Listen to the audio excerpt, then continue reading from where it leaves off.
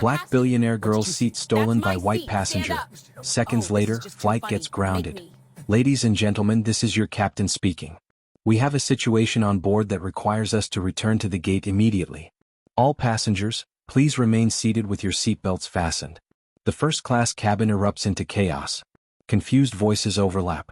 A woman in seat 1A clutches her designer handbag, her face flushed with indignation. Her husband frantically types on his phone. Their teenage son slumps in his seat, mortified. And in seat 3C, a young black woman sits perfectly still. Her eyes are calm. Her lips curve into the faintest smile. She knows exactly what's about to happen. Welcome to Living Black Stories. Here we share powerful and inspiring tales of resilience, strength, and triumph. If you love stories that empowers and motivates you, please join us. Don't forget to subscribe, hit the notifications bell, and tell us where you are watching from in the comments. She just wanted to get home. They stole her seat. Now nobody's going anywhere. But to understand how we got here, we need to rewind 12 hours. Because this story isn't just about a stolen seat. It's about assumption, privilege, and what happens when you underestimate the wrong person. Meet Amara Williams. 24 years old. Self-made billionaire. And at this exact moment, the most exhausted woman in Heathrow Airport. She stands in the terminal wearing a cashmere sweater and tailored jeans, nothing flashy, nothing screaming wealth. Her natural hair is pulled back in a simple bun. Designer luggage, yes, but the kind you'd only recognize if you knew what to look for. Dark circles shadow her eyes. She's been awake for 36 hours straight, closing a deal in London that would change the trajectory of artificial intelligence forever. But right now, Amara isn't thinking about technology or market disruption or the Forbes articles that keep misspelling her name. She's thinking about her mother. 4 years ago, Amara was a sophomore at MIT, coding in her dorm room while her classmates partied. She built an AI algorithm that could predict healthcare costs with terrifying accuracy. Within 2 years, Technova AI had contracts with every major hospital system in America. By 23, she sold the company for $2.3 billion. $2.3 billion. With AB. Her mother cried when she heard the news. Not because of the money, but because her baby girl had made it. Had proven every doubter wrong. Had survived every room where she was the only one who looked like her. And now that same mother is sick. Stage 3 breast cancer. Birthday in 6 hours. Amara promised she'd be there. Promised she'd walk through that hospital room door with her mother's favorite orchids and pretend everything was normal for just one day. That's why she's here. That's why, despite owning a private jet, despite having every resource imaginable, Amara booked a last-minute commercial first-class ticket on Flight 2847 to New York. Because her jet is in maintenance and she refuses to miss this birthday. Some things matter more than convenience. She could have thrown money at the problem. Could have chartered another plane. But Amara Williams didn't become a billionaire by being wasteful. And more than that, she didn't become who she is by forgetting where she came from. Flying commercial keeps her grounded. Literally and figuratively. It reminds her that despite the commas in her bank account, she's still the girl from Brooklyn who took the subway to school. As she walks through the terminal, something catches her eye. An elderly woman struggling with her carry-on, trying to lift it onto the security conveyor belt. Airport staff walk past without a glance. Amara doesn't hesitate. She sets down her own bag and helps the woman hoist the luggage up. Thank you, sweetheart. You're an angel. The woman's gratitude is genuine. Warm. It's the first real human interaction Amara's had in days of boardrooms and lawyers and people who want something from her. At the gate, Amara slips the gate agent a $100 bill while checking in. The young man's eyes go wide. For your patience. I know last-minute bookings create extra work. He stammers a thank you. Amara just smiles and moves toward the boarding area. That's when she notices them. The Blackwells. You know the type. Designer everything. Labels visible from across the terminal. The mother, Karen, mid-40s, highlights so blonde they're almost white, talking loudly on her phone about her investment portfolio. Her husband Richard, tailored suit, Rolex catching the fluorescent lights, that particular smugness of a man who's never been told no. And their son Brett, 16 maybe, glued to his phone, expensive headphones around his neck. They're having an argument with the gate agent about boarding priority. Karen's voice carries across the terminal. We paid for first class. That means we board first. I don't care what the announcement said. The gate agent, a young woman who looks about done with her shift, politely explains that first class is boarding, but they need to wait for their group to be called. Do you know who my husband is? He's a senior partner at Blackwell & Associates. We're not standing here like common passengers. Amara watches this interaction and feels a familiar weight in her chest. She's seen this before. The entitlement. The casual cruelty to service workers. The assumption that money makes you better than everyone else. Money doesn't make you better. It just makes you louder. Boarding begins. Amara is in Group 1 First Class, Seat 1A. The window seat. The seat she specifically requested because she likes to watch the clouds and think. It's where she does her best problem solving. She walks down the jet bridge, that weird transitional space between terminal and aircraft. Shows her boarding pass to the flight attendant, a kind-looking man named Miguel whose name tag catches the light. "Welcome aboard, Ms. Williams." 1A right up front on the left. Amara nods her thanks and makes her way into the first-class cabin. It's that particular kind of quiet luxury. Leather seats. Extra legroom. The ambient lighting designed to make you forget you're in a metal tube about to hurtle through the sky. She stows her carry-on in the overhead compartment. Settles into Seat 1A. Window seat. Perfect. She can already feel her body starting to relax. 6-hour flight. She might actually sleep. The cabin fills slowly. Business travelers. A couple on their honeymoon. An older gentleman who nods politely as he takes his seat across the aisle. And then the Blackwell's board. Karen enters first, her presence somehow larger than the physical space she occupies. She's wearing head-to-toe Chanel, the kind of outfit that screams "I have money and I need you to know it." Richard follows, already on his phone, dismissing whoever's on the other end with casual condescension. Brett trails behind, looking vaguely uncomfortable. They pause in the aisle, checking their boarding passes, and Amara feels it before it happens. That shift in the air. That moment when you know something's about to go wrong. Karen's eyes land on Amara. There's a flicker of something. Confusion, maybe. Disapproval, definitely. And then Karen walks directly up to Seat 1A. "Excuse me. You're in my son's seat." Amara looks up. She's been through enough in her 24 years to recognize this moment. The assumption. The challenge. The unspoken message. You don't belong here. She keeps her voice polite. Neutral. "I don't think so. This is Seat 1A. It's on my boarding pass." She holds up her phone, showing the mobile boarding pass clearly displaying her name and seat assignment. Karen barely glances at it. "There must be a mistake. I specifically booked this seat for Brett. He needs the window seat." Check again. Amara's exhaustion is suddenly very heavy. She's been awake for 36 hours. She's worried about her mother. She just wants to get home. And now she has to deal with this. "Ma'am, I'm certain this is my seat. But I'm happy to wait for the flight attendant to confirm." Karen's expression hardens. That particular look of someone who's never had to be told they're wrong. "I'm not asking you to wait for anyone. I'm telling you there's been a mistake, and you need to move to economy where you probably belong anyway." The words hang in the air. Where you probably belong. Richard steps forward, and here's where it gets interesting. He pulls out his phone and starts recording. Just documenting this for insurance purposes. You know how these situations can get misrepresented.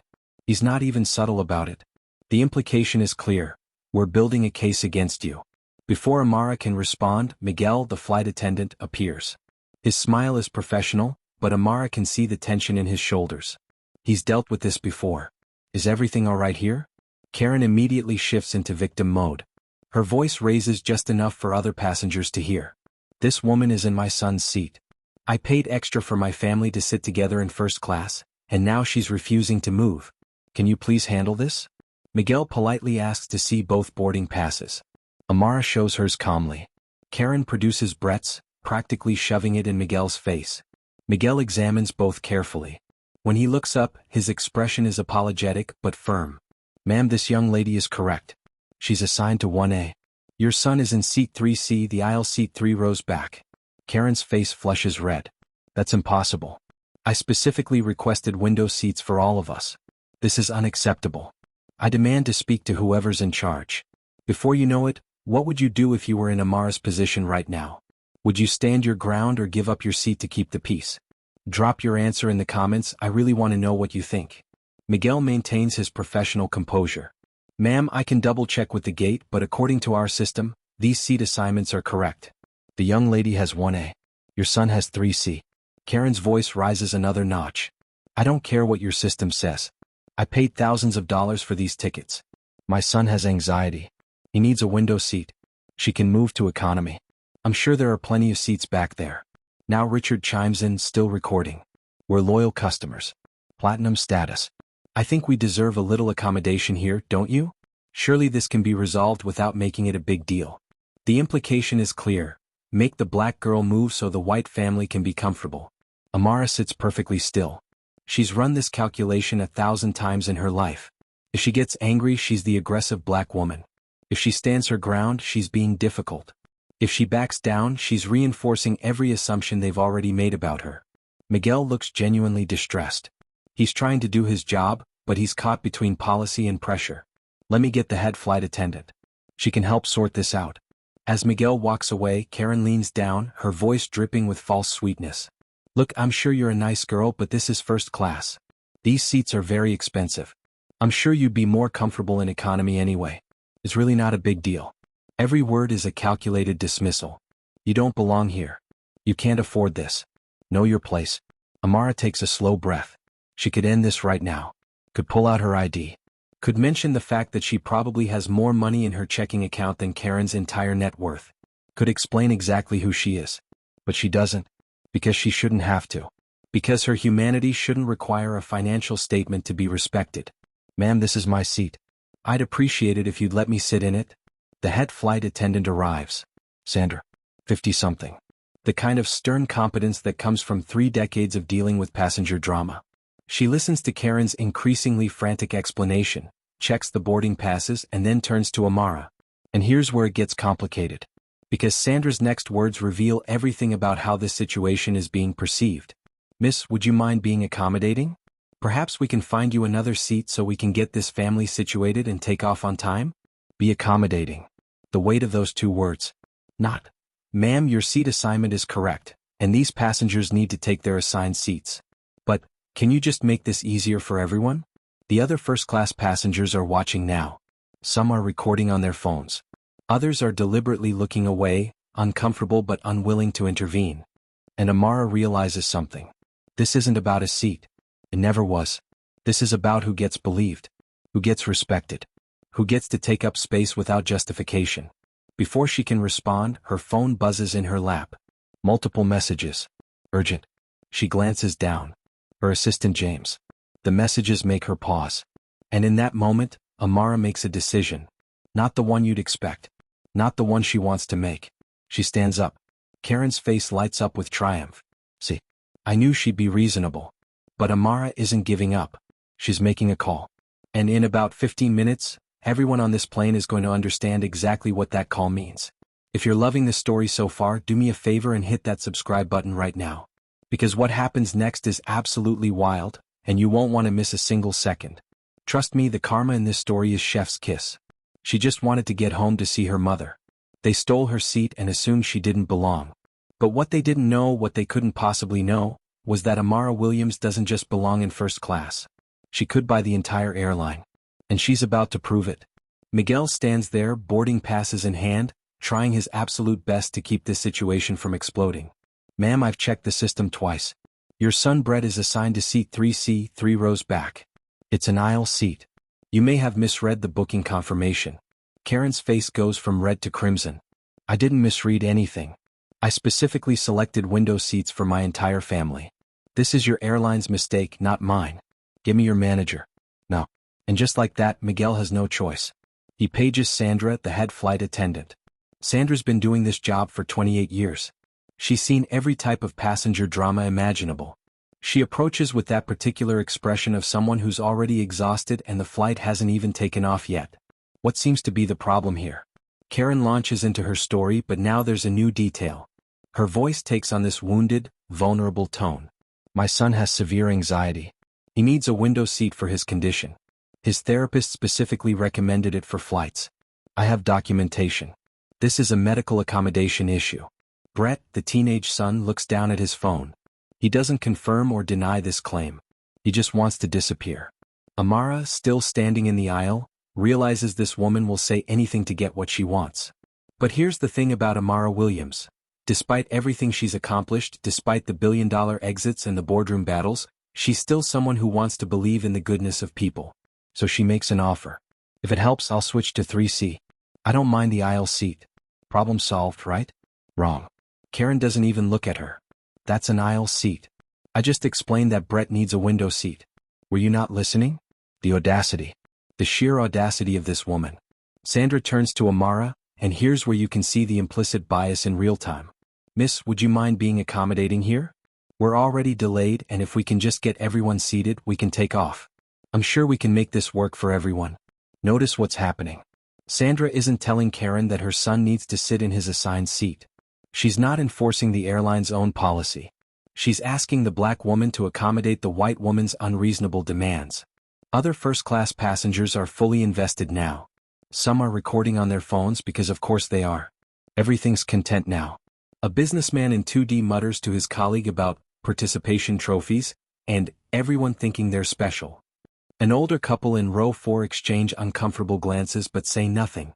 Amara stands there, doing the calculation every black woman in America knows by heart. If she pushes back, she's aggressive. If she raises her voice, she's threatening. If she stands her ground, she's difficult. The angry black woman stereotype is right there, waiting to be applied no matter what she does. But if she backs down, she's reinforcing every assumption that's already been made about her. That she doesn't belong. That her seat can be taken. That her comfort, her rights, her humanity are negotiable. It's exhausting. And Amara is already so tired. You know what? I need to stretch my legs anyway. Let me just step into the aisle for a moment. She moves into the aisle, trying to defuse the tension. Trying to give everyone space to breathe and think rationally. And that's when Karen makes her move. She literally slides into seat 1A. Just sits right down like she owns it. Brett, sweetie, come here. This is your seat now. Amara turns around, and for a moment she can't quite believe what she's seeing. Ma'am, that's my seat. Karen settles in, adjusting the seat belt, making herself comfortable. We're settled now. Just take 3C. Don't make a scene. The flight attendant already said you'd be accommodating. Richard, the husband, positions himself in the aisle. He's a big guy, 6'2", and he's using his body to block Amara from getting back to her seat. It's not overtly aggressive, but it's intimidating. Strategic. Sandra reappears, and instead of addressing the fact that a passenger just stole another passenger's seat, she says this. Ma'am, let's just get you to another seat so we can take off on time. I'm sure 3C will be perfectly comfortable. The murmurs start. Other passengers weighing in. Oh, just let them have the seat. It's not worth the drama. Why is this taking so long? Some of us have connections to make. But there's also this from a black woman in row 3. This is ridiculous. That's her assigned seat. Make them move. And a younger white guy in 2A adds. Yeah, this isn't right. She was here first. But they're outnumbered by the people who just want this situation to go away. Who want the black woman to be accommodating so everyone else can be comfortable. Brett, the teenage son, finally looks up from his phone. And here's the thing, you can see it on his face. He knows this is wrong. He's embarrassed. He doesn't have anxiety that requires a window seat. His mother just made that up. And now he's watching his parents bully a stranger, and he can see exactly what's happening. But he doesn't speak up. He's 16. He's not going to challenge his parents in front of a plane full of strangers. Amara's phone buzzes. What? Twice. 3 times. Urgent messages lighting up her screen. She pulls out her phone. Messages from James, her executive assistant. Board meeting in 2 hours. They need your vote on the merger. Can you dial in? Amara's fingers move across the screen. I'll be late. Handle the Blackwell situation. There's a pause. Then James responds. The lawyer Richard Blackwell? His firm? Yes. All of it. Karen has no idea what just happened. She's busy arranging her designer handbag in the storage pocket, already acting like seat 1A was always hers. Richard is scrolling through his phone, probably editing the video he took earlier, crafting the narrative for whatever viral post he's planning. And Amara? Amara calmly pulls out her phone and takes a photo. Just one. Clear shot of Karen sitting in seat 1A. Then she walks to seat 3C, the aisle seat 3 rows back, and sits down. Not because she's giving up, but because what she's about to do requires a phone call. She opens her contacts, scrolls to a name, presses dial. Her voice is quiet. Come. The kind of calm that comes before a storm. Hi, it's Amara. I need you to cancel the Blackwell and Associates contract. All of it. Every subsidiary. Yes, I'm aware of the amount. I'll explain later, but I need it done in the next 10 minutes. Thank you. She hangs up, takes a breath, and waits. The narrator's voice drops to almost a whisper. Karen had no idea who she just humiliated. She had no idea that the young woman she dismissed, the woman she thought didn't belong in first class, was about to change her family's entire financial future with a single phone call. 5 minutes pass.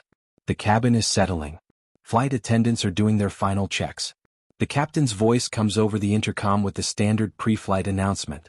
And then everything changes. Ladies and gentlemen, this is your captain speaking. We have a situation on board that requires us to return to the gate immediately. All passengers, please remain seated with your seatbelts fastened. We apologize for the inconvenience. Confusion ripples through the cabin. Passengers look at each other. What situation? They haven't even taken off yet. The plane that was about to push back from the gate suddenly stops. The jet bridge reconnects with a heavy thunk. 2 airport security officers board the aircraft. Behind them, a gate supervisor with a tablet and a very serious expression. They walk straight past economy, past the galley, directly into first class. Karen sees them coming and her face lights up with vindication.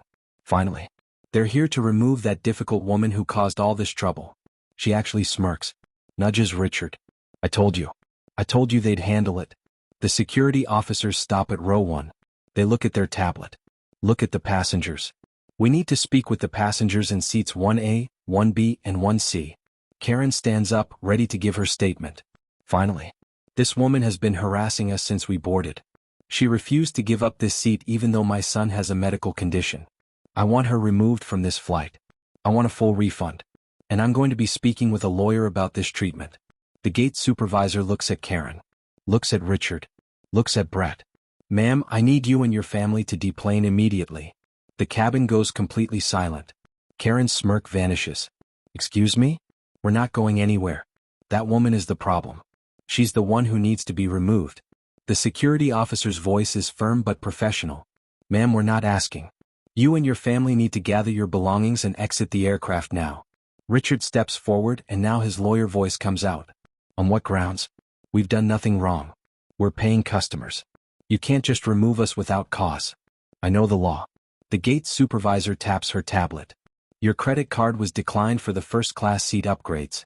According to our records, these seats were never successfully purchased. You're currently occupying seats you haven't paid for. If you could see Richard's face right now. The color drains completely. That's impossible.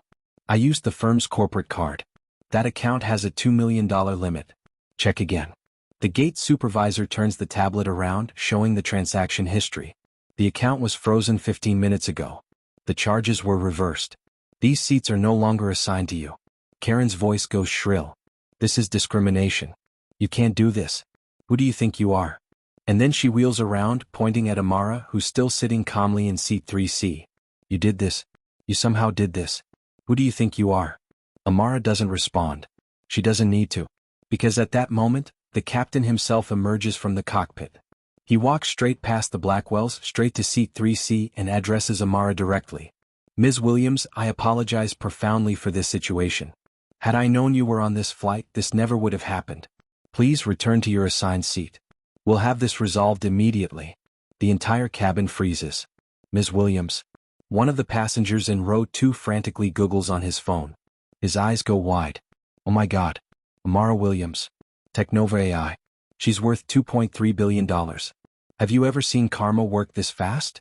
If you're enjoying this story, smash that subscribe button right now because what happens next is absolutely insane. Hit that notification bell so you don't miss how this ends. Another passenger gasps. She's on the Forbes billionaire list. Youngest self-made billionaire in tech. Richard's face goes from pale to gray. His phone actually slips from his hand. Wait, you're the Amara Williams? And that's when Amara finally speaks. Her voice is soft, steady, deadly calm. Your firm, Blackwell and Associates, represents 3 of my subsidiary companies. Represented. Past tense. As of about 12 minutes ago. What would you do if you had Amara's power in this moment?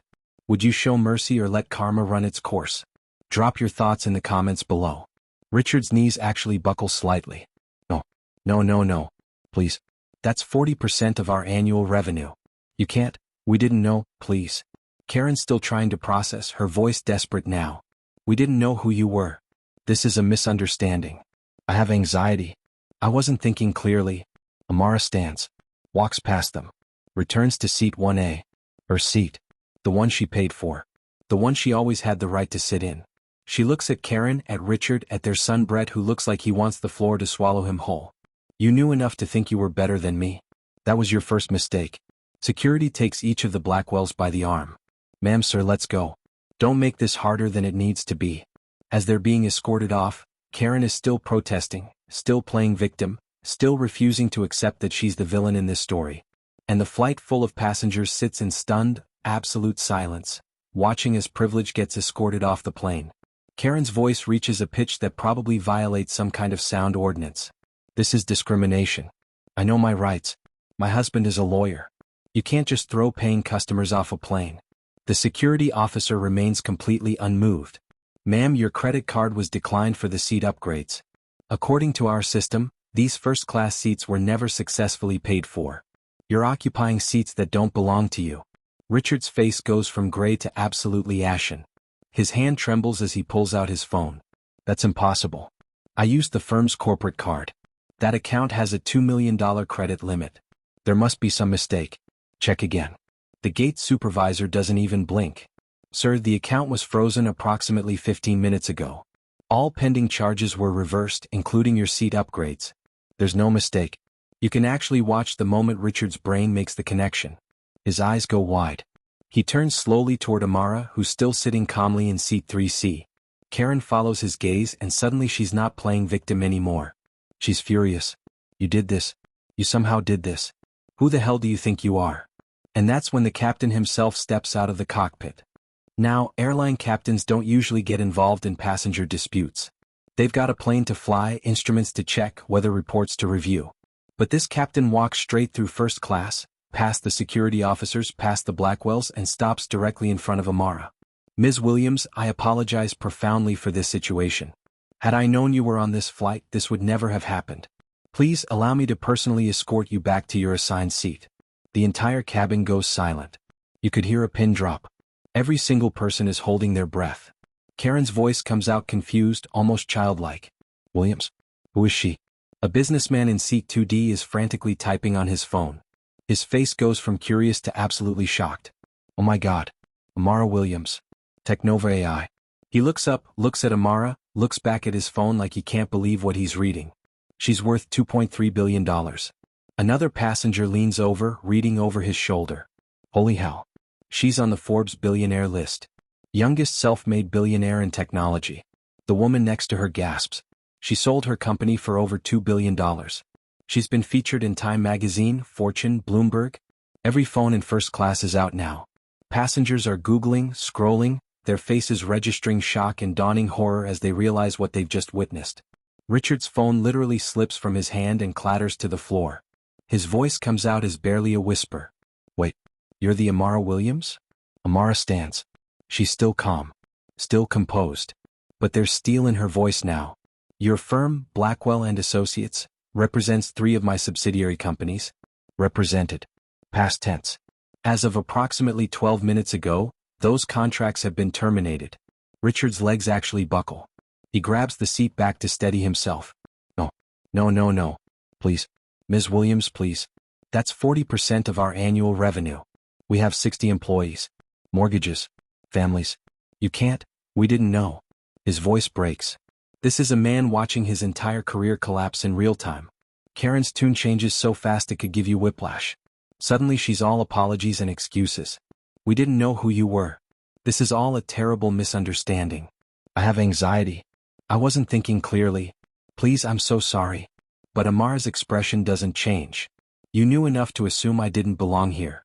You knew enough to think you were better than me. You knew enough to take my seat and tell me not to make a scene. That was your first mistake.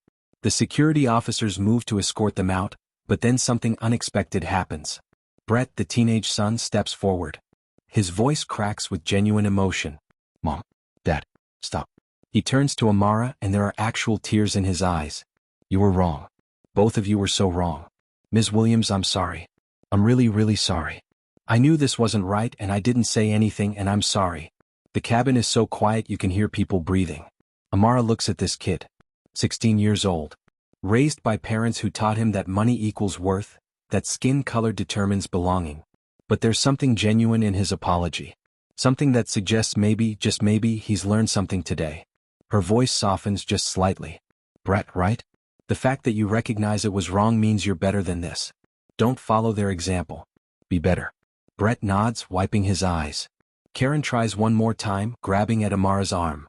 Please, our reputation, our business, everything we've built.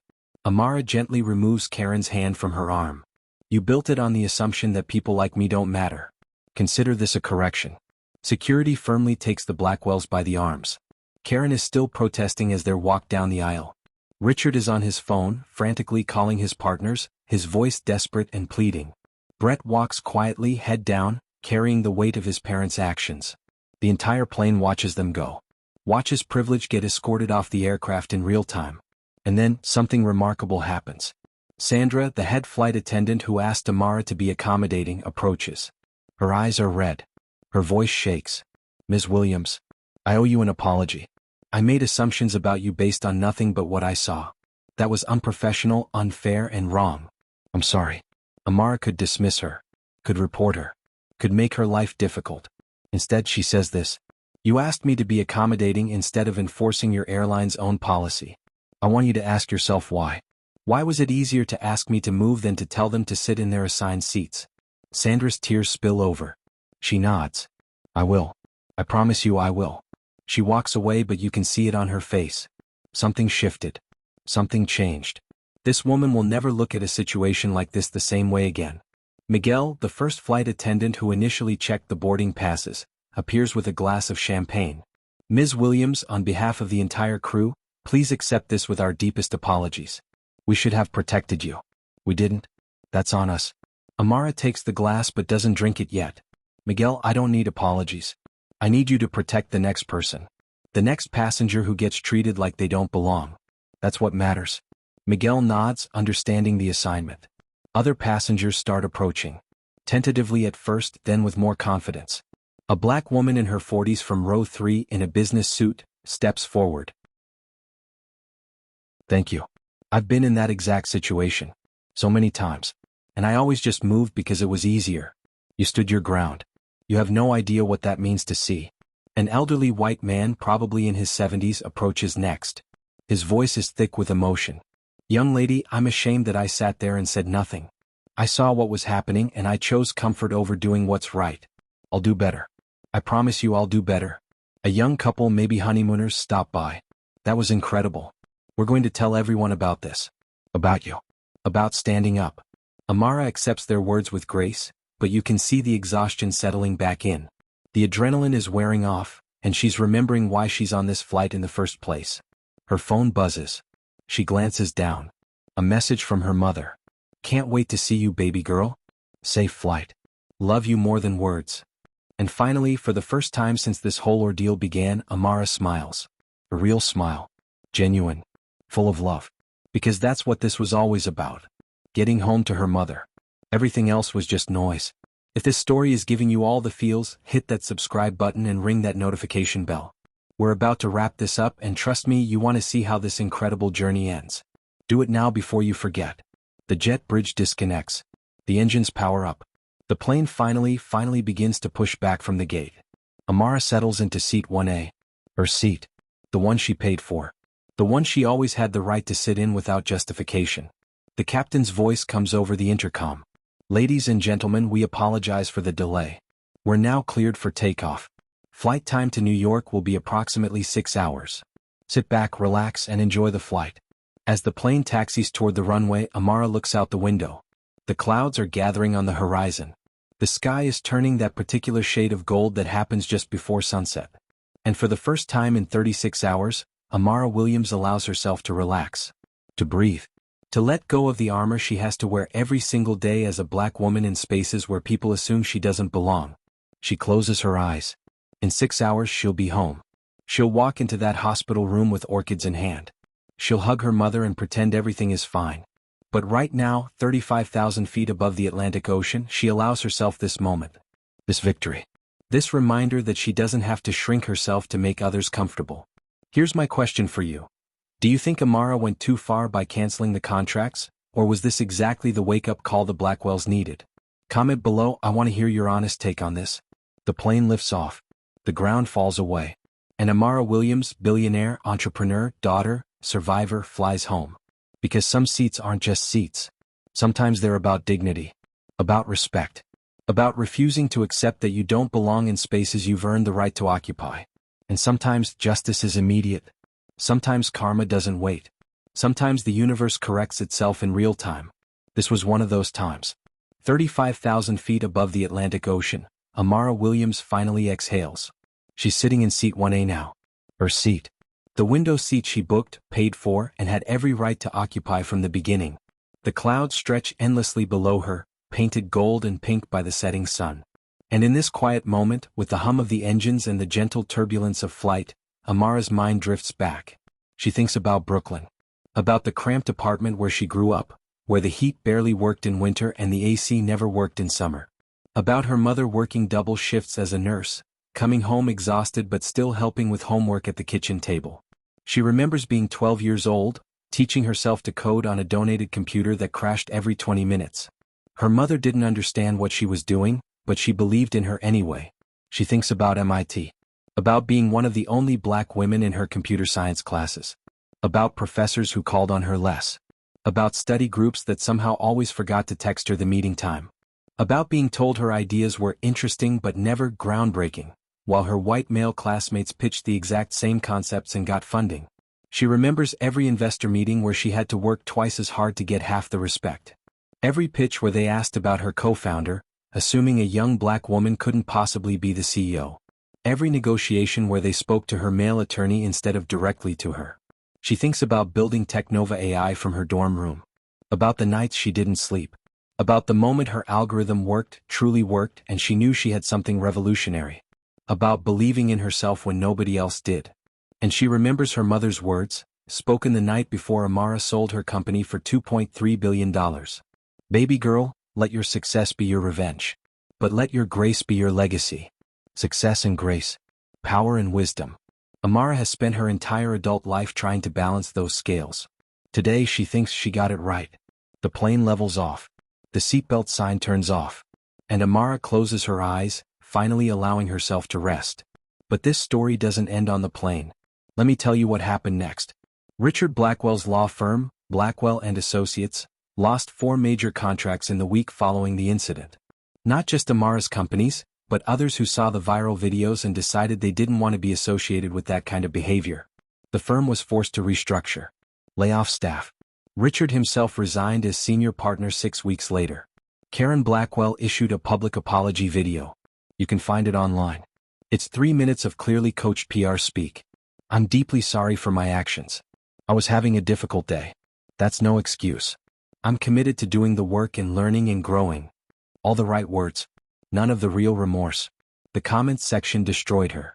But Brett Blackwell, the 16-year-old son, did something different. He wrote Amara a personal letter. A real one. Handwritten. 5 pages about how watching his parents that day made him realize how he'd been raised. About the assumptions he'd made his entire life without questioning them. About wanting to be better. Amara wrote him back. Encouraged him to educate himself. To travel. To meet people different from him. To be better than his parents. That letter is framed in Brett's dorm room at college now. He's studying social justice. Sandra, the head flight attendant, didn't just apologize. She went to her airline's management and pushed for mandatory implicit bias training for all staff. It's now part of their annual certification. She runs the program herself. Miguel received a commendation from the airline for his initial attempt to enforce policy fairly. He's now a trainer for new flight attendants, teaching them how to handle discrimination complaints. And Amara Williams? She made it home. Walked into that hospital room with orchids in hand. Spent 2 weeks by her mother's side, taking calls from the hotel, working remotely, but being present for every appointment, every meal, every conversation. She also donated $5 million to a legal fund that helps passengers fight discrimination cases against airlines. Because she could afford good lawyers. Most people can't. 6 hours after takeoff, Flight 2847 touches down at JFK. The landing is smooth. The cabin erupts in polite applause. Amara gathers her things, thanks the crew, and walks through the terminal. She's exhausted. Emotionally drained. But she's home. She takes a car service straight to Mount Sinai Hospital. 5th floor. Room 512. Her mother is sitting up in bed, watching the news on the small TV mounted to the wall. When she sees Amara walk in, her face lights up in a way that no amount of money could ever buy. Happy birthday, Mama. They embrace. Amara buries her face in her mother's shoulder and finally lets herself feel everything she held back on that plane. Her mother pulls back, studying her daughter's face. "Baby, I saw what happened. It's all over the news. Twitter, TikTok, everywhere. And I'm so proud of how you handled that." Amara sits on the edge of the hospital bed. "You taught me that grace doesn't mean being a doormat. It means having power and choosing wisdom." Her mother squeezes her hand. "You could have destroyed that family. You had every right to. But you showed restraint. You stood your ground without losing yourself. That's real power, baby girl." Amara smiles. A real smile. The kind she reserves for the people who loved her before the billion-dollar exits in the Forbes lists. "I learned from the best." They sit together as the sun sets over New York City. Mother and daughter. Nurse and billionaire. The woman who sacrificed everything and the woman who achieved everything. And in this moment, none of the rest of it matters. Here's the truth about this story. Privilege whispers, "I deserve this." It doesn't ask. It doesn't justify. It simply takes. Entitlement shouts, "You don't belong." It points fingers. It demands compliance. It expects accommodation. But dignity? Dignity doesn't need to raise its voice. It doesn't need to justify its presence. It just needs to stand its ground. Sometimes karma doesn't wait. Sometimes justice is immediate. Sometimes the universe corrects itself in real time, and the person you underestimate turns out to own everything you value. The Blackwells assumed Amara didn't belong in first class because of what they saw. Young, black, female. They made calculations based on prejudice and paid the price for their assumptions. But here's what they missed. Belonging isn't about what you wear or how you look or whether someone else approves of your presence. Belonging is about showing up as yourself and refusing to shrink to make others comfortable. Amara Williams didn't need to announce her net worth to deserve respect. She deserved it because she's human. Because she bought a ticket. Because dignity isn't earned through bank statements. It's inherent. The seat was always hers. The space was always hers to occupy. The right to exist without justification was always hers. She just had the power to remind everyone of that fact. What would you have done in Amara's position? Would you have shown mercy, or would you have taken it further? Drop your honest thoughts in the comments below. I'm reading every single one. And if you believe in standing up to discrimination, if you believe in justice being served, if you believe that everyone deserves to be treated with respect regardless of what they look like or where they're sitting, hit that like button right now. Subscribe to this channel for more stories of people who refused to back down when the world told them they didn't belong. Because these stories matter. They remind us that change is possible. That standing up makes a difference. That one moment of courage can ripple out in ways we never expect. Amara stood her ground. And the world watched. And maybe, just maybe, the next person who faces discrimination on a flight will remember this story and find the strength to stand their ground too. That's the real legacy. Not the contracts canceled or the careers ended. But the message sent, you belong. You always belonged. And nobody gets to take that from you. Thank you for watching. Now go out there and treat people with the dignity they deserve. We'll see you in the next one.